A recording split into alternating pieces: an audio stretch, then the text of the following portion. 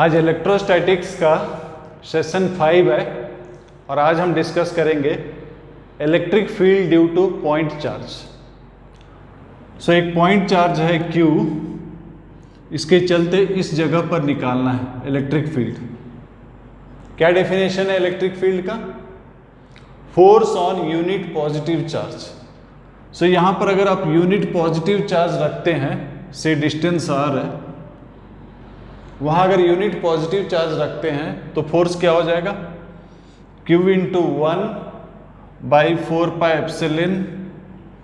r square, ये हो जाएगा इलेक्ट्रिक फील्ड। अगर यहाँ ये अगर पॉजिटिव चार्ज है तो फील्ड जो है अवे होगा,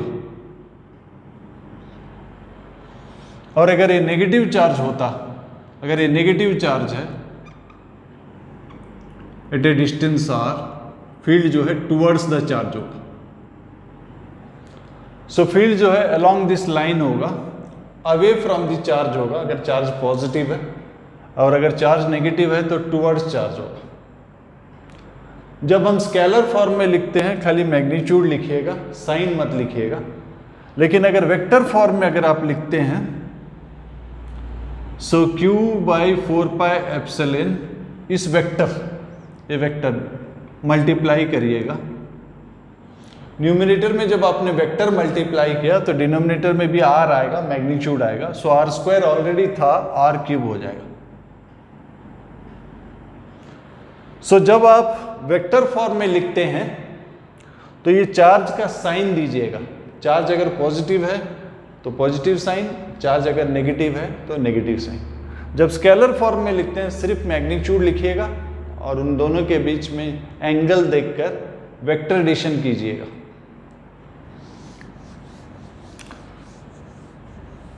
तो ये जो क्वेश्चन उड़ाता है कि इलेक्ट्रिक फील्ड का कोई फिजिकल सिग्निफिकेंस है क्या? सो पहला बात है, फिजिक्स में फील्ड का मतलब एक रीजन होता है जहां पर हर पॉइंट पर फिजिकल क्वांटिटी, जिस फिजिकल क्वांटिटी का ये फील्ड है उसको हम डिफाइन कर सकते हैं। सो इलेक्ट्रिक फील्ड जो है एक रीजन है जहां पर किसी भी पॉइंट पर इलेक्ट्रिक फील्ड स्ट्रेंथ या इलेक्ट्रिक इंटेंसिटी या जस्ट इलेक्ट्रिक फील्ड का जो डेफिनेशन है, force on unit positive charge placed there provided this charge is not disturbing the existing charge distribution. So existing charge distribution या configuration को disturb नहीं करना चाहिए। तो इलेक्ट्रिक फील्ड अगर इस रीजन में इस पॉइंट पर E है, इस पॉइंट पर इलेक्ट्रिक फील्ड E है, और अगर आप चार्ज Q रखते हैं तो इसके ऊपर फोर्स हो जाएगा Q into E। Vector form में F equal to Q into E।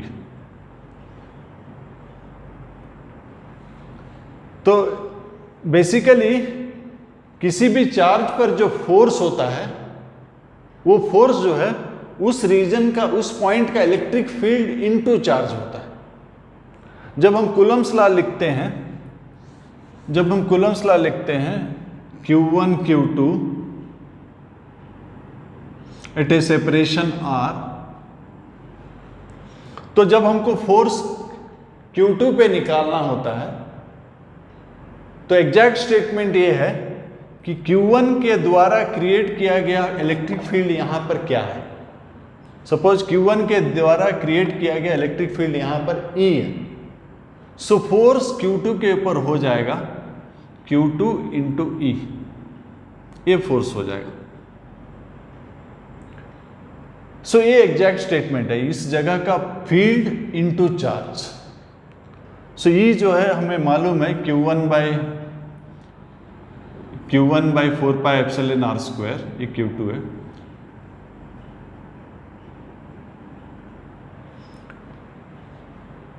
सो याद रखिएगा फोर्स जो है interaction of the field at that point into charge, ये होता है फोर्स।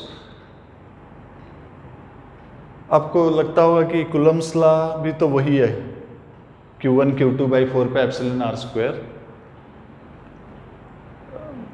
थोड़ा सा डिफरेंस है, आप डिफरेंस समझने की कोशिश कीजिए।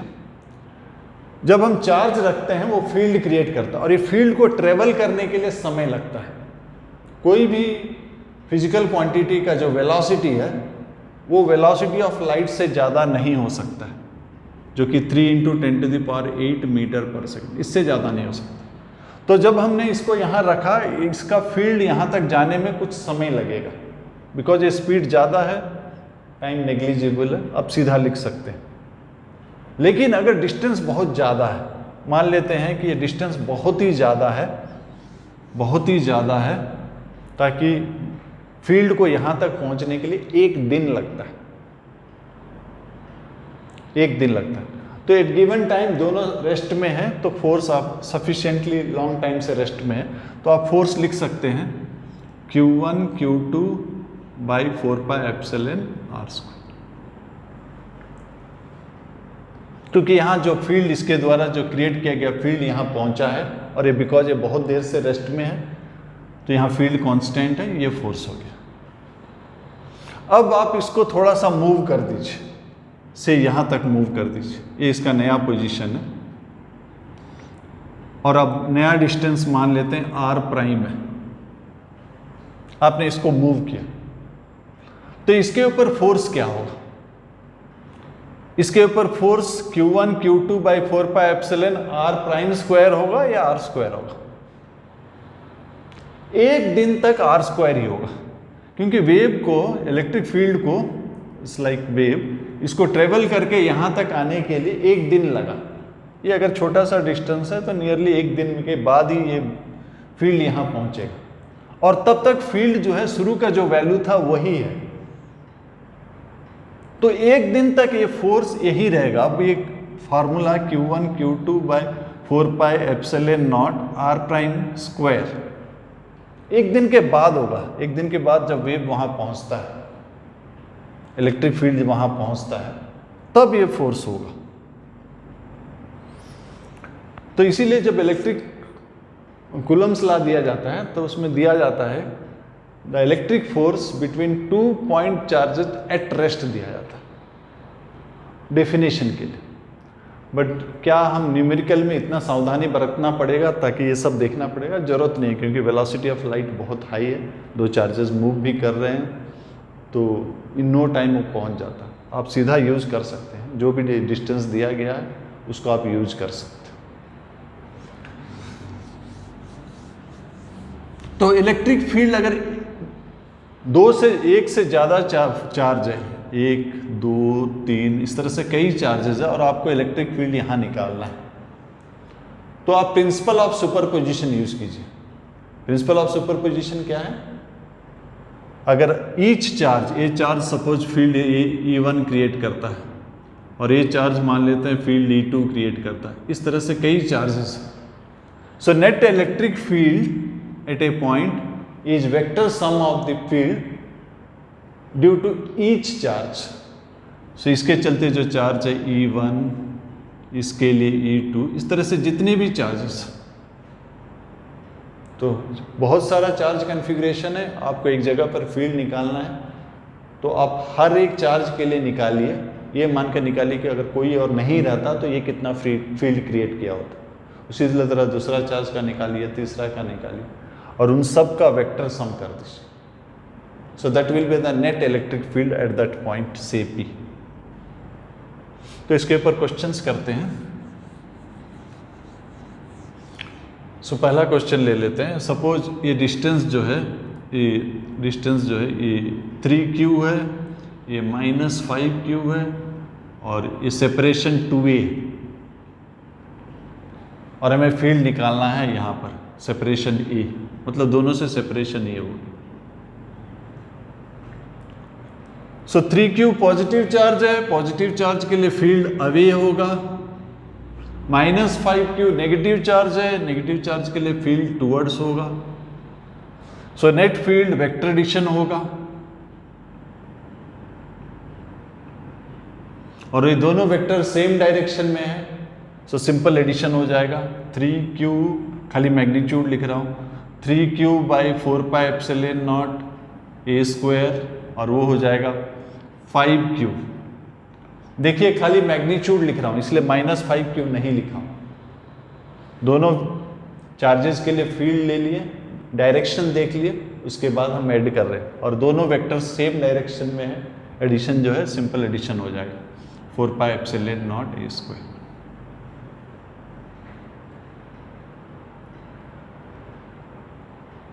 अगर ये अगर प्लस रहता तब क्या होता, ये अगर प्लस रहता तो ये पॉजिटिव चार्ज का यहाँ पर फील्ड जो है ऑपोजिट डायरेक्शन में होता, इसका जो है फील्ड इस तरफ होता, ये पॉजिटिव चार्ज है अवे फ्रॉम इट, वो पॉजिटिव चार्ज है अवे फ्रॉम इट।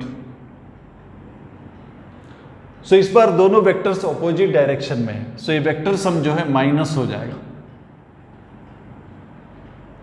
फिर से यहां सिर्फ मैग्नीट्यूड लिख रहा हूं, इसलिए साइन नहीं लिखूंगा, जस्ट प्लस लिखूंगा और यहां पर भी जस्ट प्लस लिखूंगा।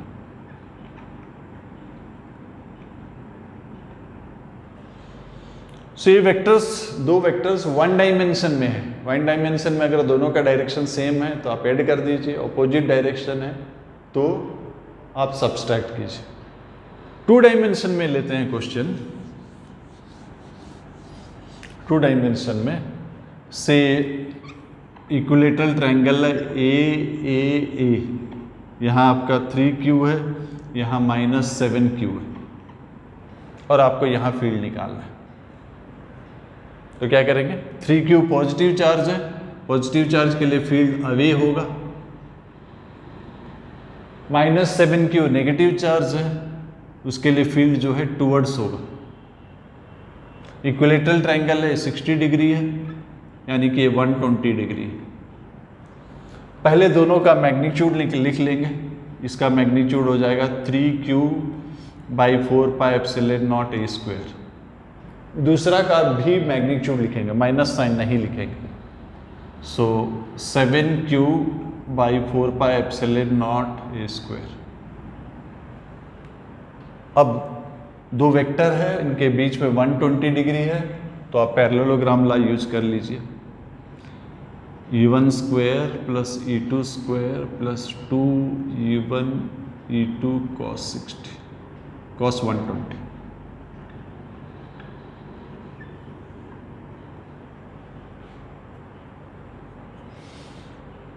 ये अगर पॉजिटिव रहता तो इसका फील्ड इस तरफ होता। इन दैट केस एंगल जो है वैल्यू यही रहता, बट एंगल जो है बदल गया, 60 हो जाता। तो यहां cos 120 नहीं आएगा, cos 60 आएगा।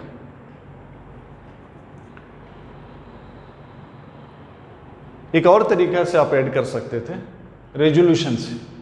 E को रिजॉल्व कर दीजिए दो परपेंडिकुलर डायरेक्शन में, से EX EY। उसी तरह E1 को रिजॉल्व कर दीजिए, E2 को रिजॉल्व कर दीजिए, X कंपोनेंट को अलग से ऐड कर लीजिए, Y कंपोनेंट को अलग से ऐड कर लीजिए। एक और क्वेश्चन लेते हैं।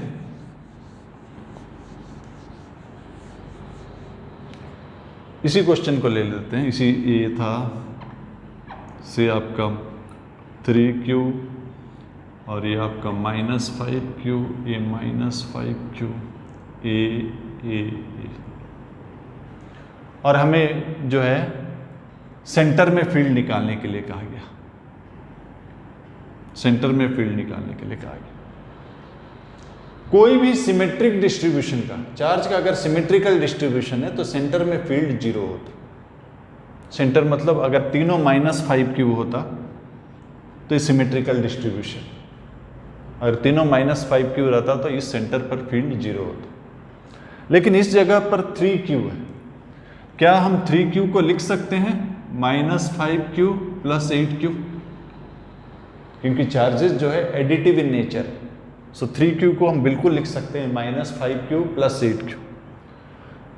अब इस जो चार्ज डिस्ट्रीब्यूशन है इसको दो सिस्टम मान लेते हैं। पहला सिस्टम -5Q -5Q -5, ये पहला सिस्टम, जिसके चलते फील्ड जो है सेंटर में 0 हो जाएगा, यानी कि नेट फील्ड जो है field due to this one only. So 3Q को हमने क्या ले लिया, -5Q + 8Q। सो सिर्फ 8Q के लिए डिस्टेंस होगा, being positive charge field away होगा, यही नेट फील्ड होगा, E2 ही नेट फील्ड होगा। और इसका वैल्यू कितना होगा, 8q बाई 4πε डिस्टेंस स्क्वायर, ये डिस्टेंस r कितना होता है 2/3 ऑफ हाइट। हाइट कितना होता है √3/2 इंटू ए, यानी कि a by √3। So a by √3 का स्क्वायर, √3 का स्क्वायर 3 इंटू 8 24।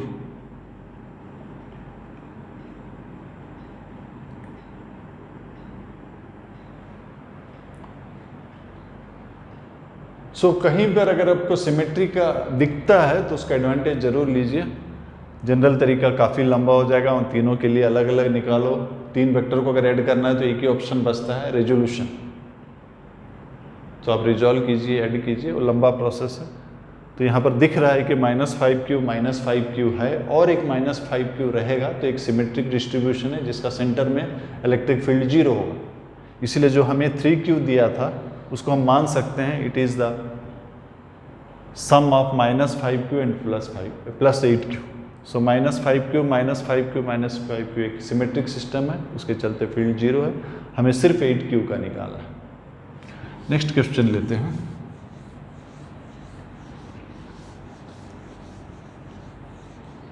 स्क्वायर ले लेते हैं। स्क्वायर,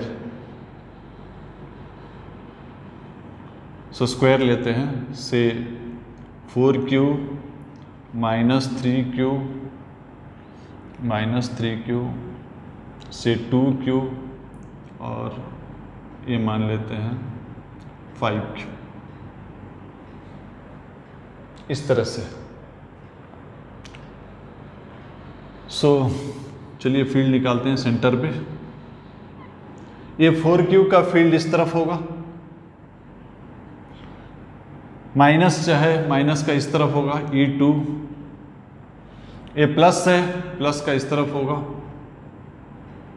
कितने इस तरफ होगा E3, और ये पॉजिटिव है, पॉजिटिव के लिए अब ये होगा।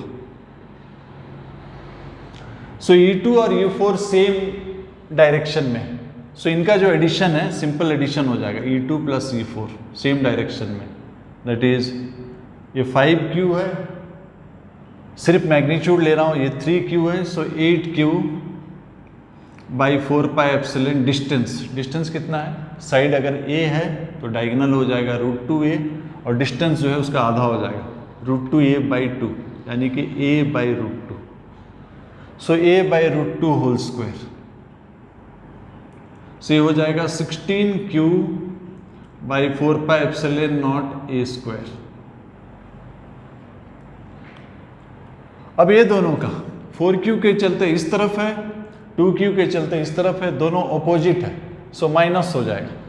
नेट फील्ड जो है, इनका फील्ड जो है माइनस हो जाएगा। So 4q minus 2q by 4πε0, distance same है a बाई √2। सो ये कितना हो जाता है, ये हो जाता है 4q by 4πε0 a²।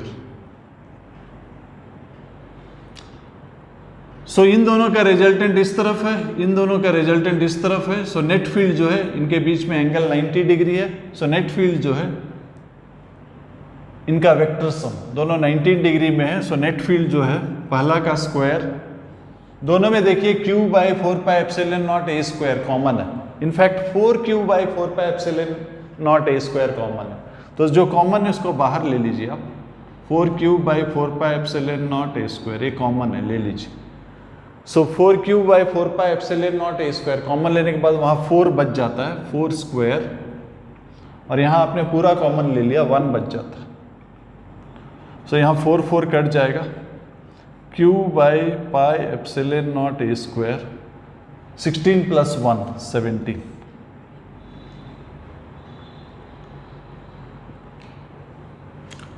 Next question लेते हैं, इस बार वेक्टर फॉर्म में लेते हैं।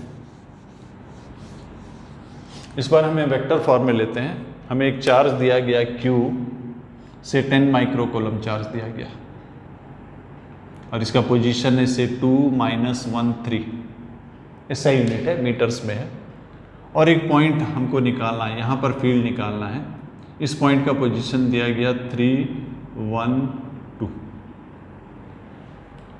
सो पहले पोजीशन निकाल लेते हैं, position of point P with respect to charge Q। So ये जो पोजीशन है of point P with respect to charge Q is this position of point minus position of charge. So 3 minus 2 1, 1 minus 1 2, 2 minus 3 कितना होगा? 2 minus 3 1। So position of point P with respect to charge Q ये है। इसका magnitude कितना होगा? 1 square plus 2 square plus 1 square √6। Vector form में लिखेंगे। Vector form में अगर लिखते हैं तो हमको ये कुछ ऐसा लिखना है R/R³। और जब हम वेक्टर फॉर्म में लिखते हैं हमें साइन देना पड़ेगा। पॉजिटिव है तो हमें कोई प्रॉब्लम नहीं है, सपोज ये नेगेटिव होता तो आपको ये माइनस साइन यूज करना पड़ेगा। सो 1/4πε आपका क्या हो गया? 9 × 10⁹ ये चार्ज का साइन यूज करना पड़ेगा जो कि नेगेटिव। चार्ज कितना है? 10 माइक्रोकूलम, माइक्रो यानी कि -6। फिर R लिखना पड़ेगा। R कितना है? I + 2j - k। थोड़ा सा लेफ्ट से लिखता हूँ। सो ये आपका हो गया -9 × 10⁹ चार्ज कितना है? 10 माइक्रोकूलम। और R लिखना पड़ेगा I + 2j - k by R³ √6 का क्यूब यानी कि 6√6। तो जब आप वेक्टर फॉर्म में लिखते हैं ये साइन आप लीजिएगा। सो जानबूझ के मैंने नेगेटिव लिया, पॉजिटिव लेने से फर्क पता नहीं चलेगा, as it is you are writing it. Negative लेने से ये साइन लिखना पड़ेगा। जबकि आप स्केलर फॉर्म में जब लिख रहे थे you are interested only in magnitude, then you are finding out the angle and going for the vector addition. So if it is 2 you are mostly using parallelogram law, लेकिन 2 से अगर ज़्यादा है तो आपको पास ऑप्शन नहीं होता, आपको रेजोल्यूशन यूज करना पड़ता। कहीं कहीं सिमेट्रिक का आप एडवांटेज ले सकते।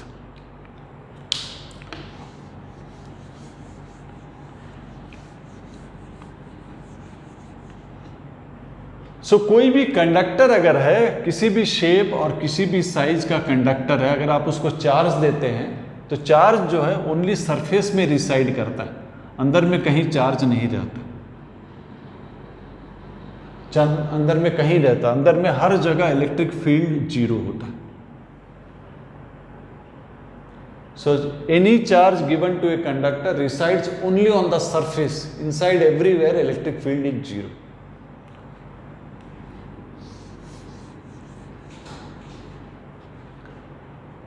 तो एक कंडक्टिंग स्फीयर अगर हम लेते हैं, कंडक्टिंग स्फीयर लेते हैं जिसका रेडियस मान लेते हैं r है और इसको चार्ज Q दे देते हैं +Q। तो जो स्फीयर है स्पेस को 2 रीजन में बांट दिया। कौन कौन सा रीजन? एक रीजन जहां सेंटर से डिस्टेंस जो है लेस देन रेडियस, और एक रीजन जहां सेंटर से उस पॉइंट का डिस्टेंस जो है मोर देन r है। सो इलेक्ट्रिक फील्ड का जो एक्सप्रेशन है 2 पार्ट में आ जाएगा। अंदर में हर जगह फील्ड 0 और बाहर के लिए, क्योंकि कूलम्स लॉ पॉइंट चार्ज के लिए था, ये स्फीयर जो है एक्सटेंडेड बॉडी है, हमें इंटीग्रेशन करना पड़ेगा यहां फील्ड निकालने के लिए, इस पॉइंट पे फील्ड निकालने। सो इंटीग्रेशन करना पड़ेगा और एनसीईआरटी में रिजल्ट खाली है, इंटीग्रेशन रिजल्ट डेरिवेशन नहीं है। सो फॉलोइंग एनसीईआरटी हम खाली रिजल्ट लिख देते हैं, और रिजल्ट जो है इंटीग्रेशन से करने से पाया गया it is same as taking distance from centre, यानी कि Q/4πε/r²। इसको आप जनरलाइज मत कीजिएगा, कोई भी बॉडी अगर है तो सेंटर से डिस्टेंस मत लीजिएगा। याद रखिएगा जो फॉर्मूला E = Q/4πε/r² सिर्फ पॉइंट चार्ज के लिए, और स्फीयर के लिए एक्सेप्शन नहीं है, सेंटर से डिस्टेंस लेना एक्सेप्शन नहीं है। अपॉन इंटीग्रेशन ये रिजल्ट आता है, इसलिए हम ले रहे हैं। बाकी सभी जगह के लिए जनरल रूल वही है। कोई भी एक्सटेंडेड बॉडी है आपको फील्ड निकालना है, इंटीग्रेशन करना पड़ेगा। ग्राफिकली ये दिखेगा कैसा, इलेक्ट्रिक फील्ड और आर का ग्राफ करते हैं। सो यहां से लेकर यहां तक फील्ड जीरो है, यहां तक जीरो है। कहां तक जीरो है? आर तक, कैपिटल आर तक जीरो, यहां तक जीरो। उसके बाद फील्ड जो है डिक्रीज हो रहा है, इस तरह से कुछ डिक्रीज हो रहा है, इन्वर्सली प्रोपोर्शनल टू 1/r²।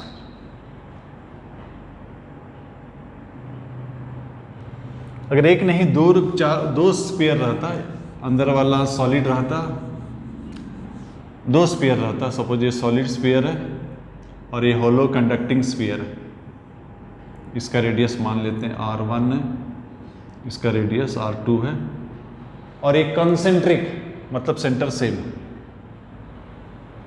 इसका चार्ज से q1 है, इसका चार्ज q2 है। अब स्पेस कितना भाग में डिवाइड हो गया? 3 भाग। एक जहां सेंटर से डिस्टेंस जो है लेस देन r1 है, एक r1 से r2, सेंटर से जो डिस्टेंस है r1 और r2 के बीच में,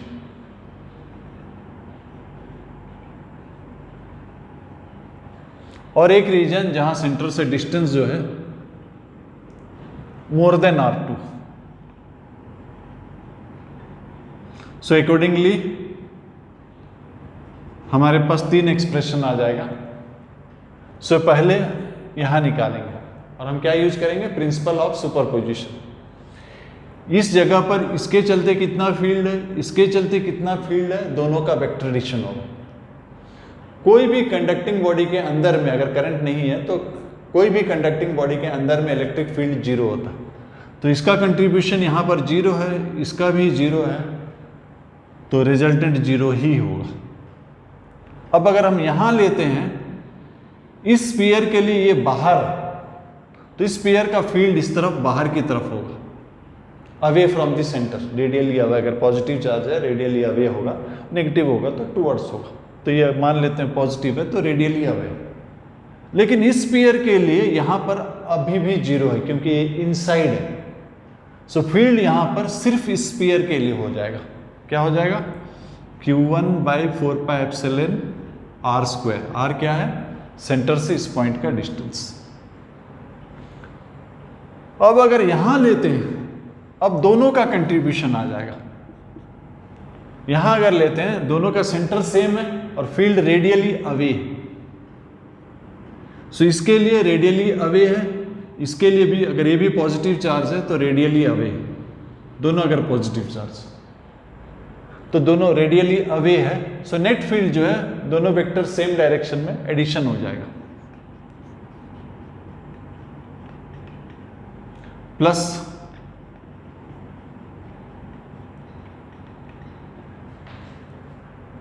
ग्राफिकली अगर हम देखना चाहेंगे,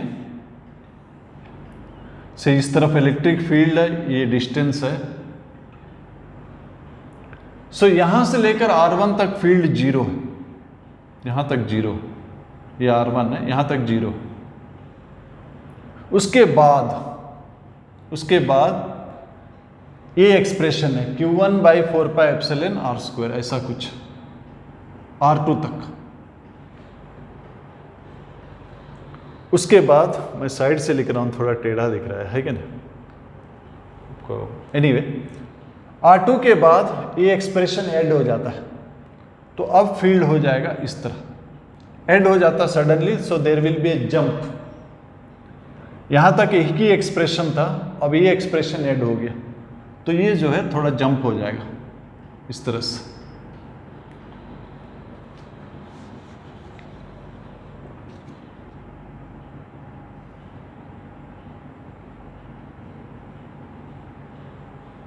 सो r1 तक जीरो, उसके बाद सिर्फ एक टर्म है, उसके बाद दोनों टर्म, फील्ड दोनों की वजह से।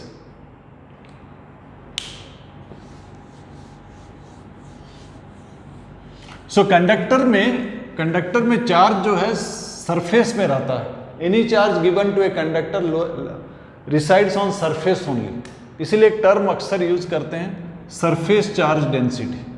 इसका मतलब charge per unit area. Suppose ये स्फीयर है, इसका सरफेस चार्ज डेंसिटी सिग्मा दिया गया और इसका सरफेस में फील्ड निकालने के लिए कहा गया। तो सरफेस में फील्ड क्या होगा, Q बाई 4πε, ये रेडियस अगर r है, सो Q बाई 4πε r²। Q क्या है, चार्ज ऑन द स्फीयर। हमें सरफेस चार्ज डेंसिटी दिया गया, तो चार्ज क्या हो जाता है, surface charge density into area. So ये हो जाएगा इनटू एरिया। स्फीयर का एरिया क्या होता है, सरफेस एरिया 4πr²।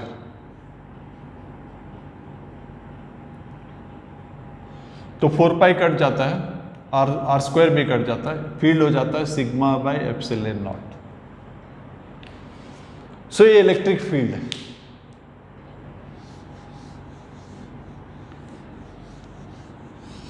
एक और टर्म जो अक्सर यूज में आता है, dielectric strength. Dielectric strength, dielectric strength of A dielectric और इंसुलेटर। सो कोई भी इंसुलेटर है, इंसुलेटर का मतलब आपको मालूम है, इलेक्ट्रॉन्स जो है firmly held to nucleus, free electron नहीं होता।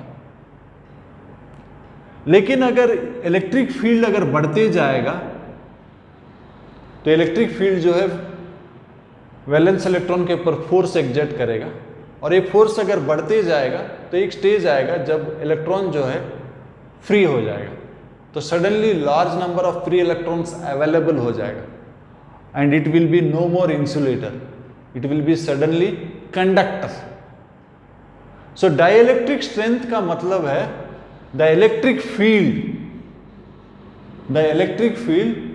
Eight which the insulation property breaks down. इस फील्ड या इससे ज्यादा फील्ड में ये अब डाइइलेक्ट्रिक या इंसुलेटर नहीं रहेगा, इट बिकम्स ए कंडक्टर। तो इसका अगर डाइइलेक्ट्रिक फील्ड कुछ भी दिया गया E, तो किसी चार्ज की वजह से अगर इलेक्ट्रिक फील्ड इससे ज्यादा हो जाता है तो इसका इंसुलेशन प्रॉपर्टी या डाइइलेक्ट्रिक प्रॉपर्टी ब्रेक डाउन हो जाता है, इट बिकम्स कंडक्टर। जैसा कि एयर का डाइइलेक्ट्रिक स्ट्रेंथ है 3 × 10⁶ 3 × 10⁶ न्यूटन पर कूलम। तो अगर हमें एक क्वेश्चन पूछा गया कि एक स्फीयर है सपोज, जिसका रेडियस 10 सेंटीमीटर है, तो इसमें ज़्यादा से ज़्यादा हम कितना चार्ज रख सकते हैं ताकि इसका ये लीक ना करे। क्योंकि अगर चार्ज ज़्यादा हो जाता है तो एयर जो है कि इंसुलेटर है, एयर जो इसको टच कर रहा है इंसुलेटर है, और इंटेंसिटी एयर का जो ब्रेकडाउन इतना है, तो सरफेस में अगर इंटेंसिटी इससे ज़्यादा हो गया तो जो एयर इसके कांटेक्ट में है उसका इंसुलेशन प्रॉपर्टी ब्रेक डाउन हो जाएगा, वो कंडक्टर हो जाएगा। सो यहाँ का चार्ज जो है वहाँ से लीक होने लगेगा। तो क्वेश्चन ये है, विदाउट ब्रेकडाउन इस स्फीयर में हम कितना चार्ज दे सकते हैं, मैक्सिमम कितना चार्ज दे सकते हैं। सो मैक्सिमम चार्ज कितना दे सकते हैं। सो इलेक्ट्रिक फील्ड जो है एयर का इंसुलेशन 3 × 10⁶ न्यूटन पर कूलम में ब्रेक डाउन हो जाता है। 1/4πε होता है 9 × 10⁹। Q हमें निकालना है, R 10 सेंटीमीटर यानी कि 1/10 मीटर। सो यहाँ से Q कितना हो जाएगा 3/9, 1/3, ये 9, 10, 11 है, 9, 10, 11 है, क्योंकि 9 है, यहाँ से 2 जाएगा 11, और यहाँ 6 है, तो कितना रह जाएगा 11, 6 -5 कूलम।